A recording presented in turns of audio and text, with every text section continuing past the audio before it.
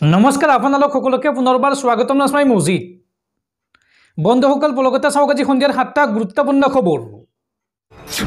প্ৰথমটো খবৰ, ৰাজ্যত পুনৰ ভূমিকম্পৰ জোকাৰণি। গুৱাহাটীৰ লগতে ইয়াৰ দাঁতিকাষৰীয়া অঞ্চলত অনুভূত হৈছে এই ভূমিকম্পৰ জোকাৰণি। দুপৰীয়া 12:34 4.1 প্ৰাবল্যৰ ভূমিকম্পই জোকাৰি গ'ল সমগ্ৰ ৰাজ্য। পুনৰ ভূঁইকঁপে জোকাৰি গ'ল ৰাজ্য। মেঘালয়ৰ দক্ষিণ পশ্চিম খাচী পাহাৰত অভিকেন্দ্ৰ আছিল এই ভূমিকম্পৰ। ৰিক্টাৰ স্কেলত এই ভূমিকম্পৰ প্ৰাবল্য 4.1 মেগনিটিউড আছিল।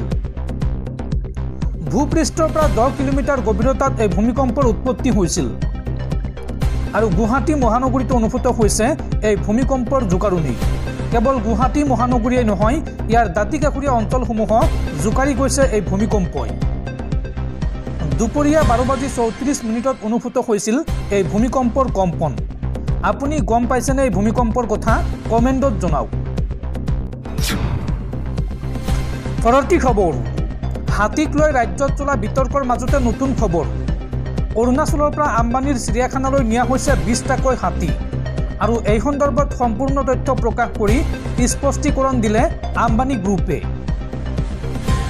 অৰুণাচলৰ পৰা আম্বানীৰ চিৰিয়াখানালৈ নিয়া হৈছে 20টাকৈ হাতী। অসমৰ মাজেৰে লৈ যোৱা হৈছে এই হাতীকেইটা আৰু এই সন্দৰ্ভত সম্পূৰ্ণ তথ্য প্ৰকাশ কৰি স্পষ্টীকৰণ দিলে আম্বানী গ্ৰুপে। সৰবৰাহ কৰা হাতীৰ ভিতৰত আছে 10টা দঁতাল আৰু 8জনী মাখুন্দি। লগত নিয়া হৈছে এটা অৰ্ধবয়স্ক আৰু এটা পোৱালী হাতী। অৰুণাচলত কাঠৰ কুণ্ডা কঢ়িওৱাত ব্যৱহাৰ কৰা হৈছিল এই হাতীকেইটা। বন্দিত্ববিহীন জীৱন দিয়াৰ বাবে নিয়া হৈছে এই হাতীকেইটা। হাতীৰ গৰাকীৰ সন্মতিক্ৰমে উদ্ধাৰ কৰা হৈছে এই হাতীকেইটা। মাউতৰ আঘাতত কেইবাটাও হাতী আহত হোৱা বুলি তথ্য প্ৰকাশ কৰিছে আম্বানী গ্ৰুপে। আটাইকেইটা হাতী এতিয়া বনতাৰাত লাভ কৰিব আজীৱন শুশ্ৰূষা। উচ্চতম ন্যায়ালয়ৰ নিৰ্দেশ মৰ্মে লৈ যোৱা হৈছে বনতাৰালৈ।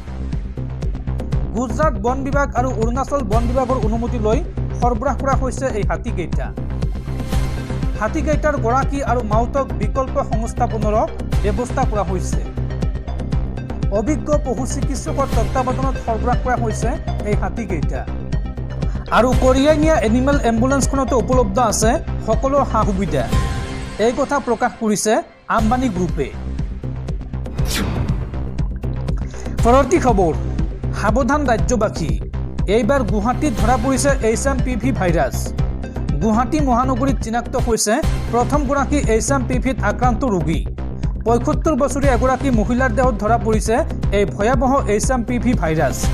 গুৱাহাটীৰ খ্ৰীষ্টান বস্তিস্থিত এখন ব্যক্তিগত চিকিৎসালয় এপলো হাস্পাতালত ধৰা পৰিছে এই ৰোগীজন। গুৱাহাটী মহানগৰীত চিনাক্ত হৈছে প্ৰথমগৰাকী HMPV ৰোগী। 75 বছৰীয়া এগৰাকী মহিলাৰ দেহত ধৰা পৰিছে এই ভয়াৱহ HMPV ভাইৰাছ।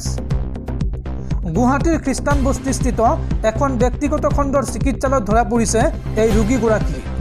গুৱাহাটীৰ খ্ৰীষ্টান বস্তিৰ এপলো হাস্পাতালত ধৰা পৰিছে এই ৰোগীগৰাকী। মহিলাগৰাকীৰ স্বামীৰ দেহতো ধৰা পৰিছে একে লক্ষণ আৰু বৰ্তমান পৰ্যন্ত আহি পোৱা নাই মহিলাগৰাকীৰ স্বামীৰ HMPV ৰিপৰ্ট।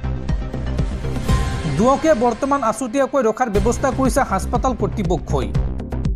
উল্লেখযোগ্য যে কাহ জ্বৰ চৰ্দিত আক্ৰান্ত হৈ চিকিৎসালয়ত ভৰ্তি হৈছিল মহিলাগৰাকী আৰু 11 জানুৱাৰীত অসমৰ প্ৰথমগৰাকী HMPVত আক্ৰান্ত ৰোগী চিনাক্ত হৈছিল ডিব্ৰুগড়ত আৰু তাৰ পিছত ক্ৰমান্বয়ে এই ভাইৰাছ বিয়পি পৰা পৰিলক্ষিত হৈছে। এইবাৰ গুৱাহাটীত ধৰা পৰিছে প্ৰথমগৰাকী HMPVত আক্ৰান্ত ৰোগী। গতিকে ৰাজ্যবাসী সাৱধান হোৱাটো অত্যন্ত প্ৰয়োজন। দৰ্শকসকল আৰু বহুতো গুৰুত্বপূৰ্ণ খবৰ আছে।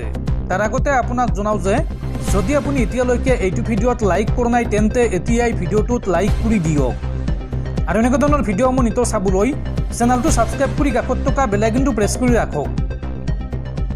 পৰৱৰ্তী খবৰ, ৰাজ্যৰ ক্ৰীড়া জগতৰ বাবে ভাল খবৰ। ভাৰতীয় ফুটবল দলত এইবাৰ স্থান লাভ কৰিলে অসমৰ মহম্মদ ছামীয়ে। অসমৰ সুসন্তান মহম্মদ ছামীক লৈ এতিয়া গৌৰৱান্বিত সমগ্ৰ ৰাজ্যবাসী। অসমৰ ক্ৰীড়া জগতৰ বাবে ভাল খবৰ। অসমৰ ক্ৰীড়া জগতৰ বাবে সাফল্য কঢ়িয়াই আনিলে মহম্মদ ছামিয়ে। ভাৰতীয় ফুটবল দলত স্থান লাভ কৰিলে অসমৰ মহম্মদ ছামিয়ে। 20 বছৰ অনূৰ্ধ্ব ভাৰতীয় ফুটবল দলত দেখা যাব অসমৰ খেলুৱৈগৰাকীক। মৰিগাঁৱৰ দলবাৰীৰ সুসন্তান মহম্মদ ছামিক লৈ এতিয়া গৌৰৱান্বিত অসমবাসী। উল্লেখযোগ্য যে ইয়াৰ পূৰ্বে 17 বছৰ অনূৰ্ধ্ব ভাৰতীয় ফুটবল দলতো স্থান পাইছিল ছামিয়ে।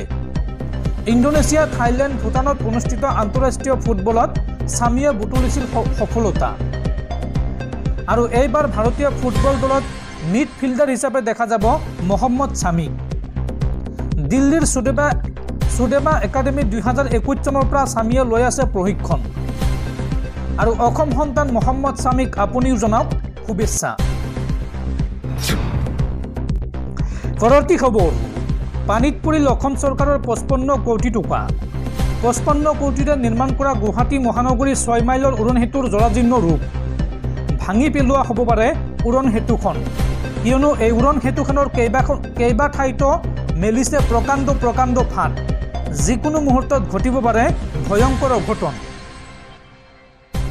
ভাঙি পেলোৱা হ'ব নেকি গুৱাহাটী মহানগৰীৰ 6 মাইলৰ উৰণ সেতু। তন্নকৈ নিৰীক্ষণ কৰা হৈছে উৰণ সেতুখনৰ বিভিন্ন দিশ। অচিৰেই চৰকাৰে ল'ব পাৰে উৰণ সেতুখন ভাঙি পেলোৱাৰ সিদ্ধান্ত। ক্ৰমাৎ জৰাজীৰ্ণ হৈ পৰা উৰণ সেতুখনৰ কেইবা ঠাইতো মেলিছে প্ৰকাণ্ড ফাট। আনকি খুটাতো ফাট মেলিছে সদাব্যস্ত উৰণ সেতুখনৰ। বিগত এমাহে বাঁহ দি বন্ধ ৰখা হৈছে সেতুখনৰ এটা অংশ। গণেশগুৰি দিশৰ পৰা সেতুৰ আৰম্ভণিতে কেইবা ঠাইতো মেলিছে ফাট। আৰু ৰেলৱেৰ বিশেষজ্ঞ অভিযন্তাই নিৰীক্ষণ কৰি আছে এই সেতুখন। মেৰামতিৰ বাবে সহায় লোৱা হৈছে কেইবাটাও নিৰ্মাণ প্ৰতিষ্ঠানৰ বিশেষজ্ঞৰ। পৰৱৰ্তী খবৰ, দেশত পুনৰ ভয়ংকৰ গুলীয়াগুলী। ছত্তীশগড়ত পুনৰ নিৰাপত্তাৰক্ষী আৰু মাওবাদীৰ মাজত ভয়ংকৰ সংঘৰ্ষ। আৰু এই সংঘৰ্ষৰ সময়ছোৱাত 14 জন মাওবাদী সদস্যক গুলীয়াই হত্যা ভাৰতীয় নিৰাপত্তাৰক্ষীৰ। ছত্তীশগড়ৰ গৰিয়াবান জিলাত মাওবাদী আৰু নিৰাপত্তাৰক্ষীৰ সংঘৰ্ষত মৃত্যু হৈছে 14 জনকৈ মাওবাদীৰ। আৰু এই ঘটনাত নিহতসকলৰ ভিতৰত আছে কেন্দ্ৰীয় সমিতিৰ সদস্য জয়ৰাম ওৰফে চালপতি। ছত্তীশগড় উৰিষ্যা সীমান্তৰ মইনপুৰ থানাৰ অন্তৰ্গত এখন অৰণ্যত এই মাওবাদীৰ দলটোৱে আশ্ৰয় লৈ থকাৰ খবৰ পাই নিৰাপত্তাৰক্ষীয়ে এই অভিযান চলাইছিল। নিহতসকলৰ ভিতৰত এজন মাওবাদীৰ মূৰৰ দাম 1 কোটি টকা ঘোষণা কৰিছিল নিৰাপত্তাৰক্ষীয়ে। আৰু সংঘৰ্ষস্থলীৰ পৰা এটা স্বয়ংক্ৰিয় ৰাইফল, বৃহৎ সংখ্যক গোলা বাৰুদ, আইডিকে ধৰি বৃহৎ পৰিমাণৰ নগদ ধন উদ্ধাৰ কৰা হৈছে।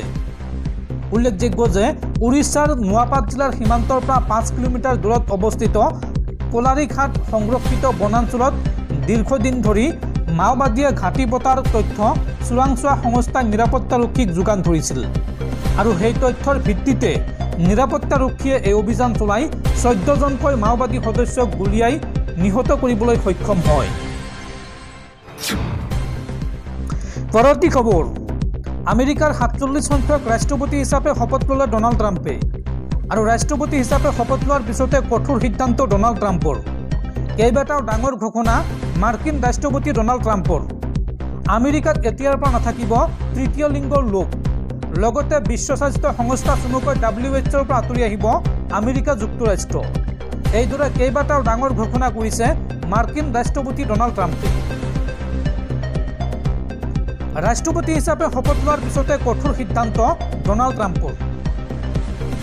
মেক্সিকোসহ দক্ষিণ সীমান্তত জৰুৰীকালীন অৱস্থা ঘোষণা ডনাল্ড ট্ৰাম্পৰ।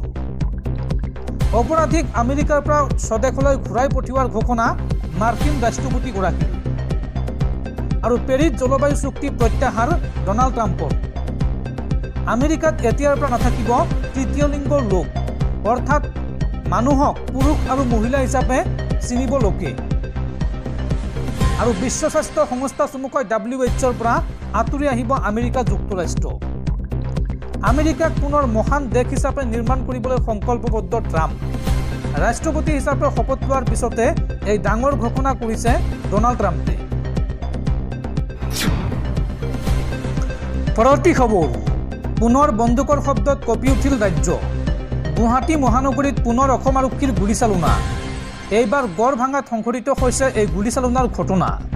আৰক্ষীৰ অস্ত্ৰকাৰী পলাবলৈ চেষ্টা কৰিছিল এটা ডকাইতে আৰু সেই সময়তে আৰক্ষীয়ে চলাই গুলী আৰু গুলীবিদ্ধ ডকাইতটো জয়দেৱ মজুমদাৰ বুলি চিনাক্ত কৰা হৈছে।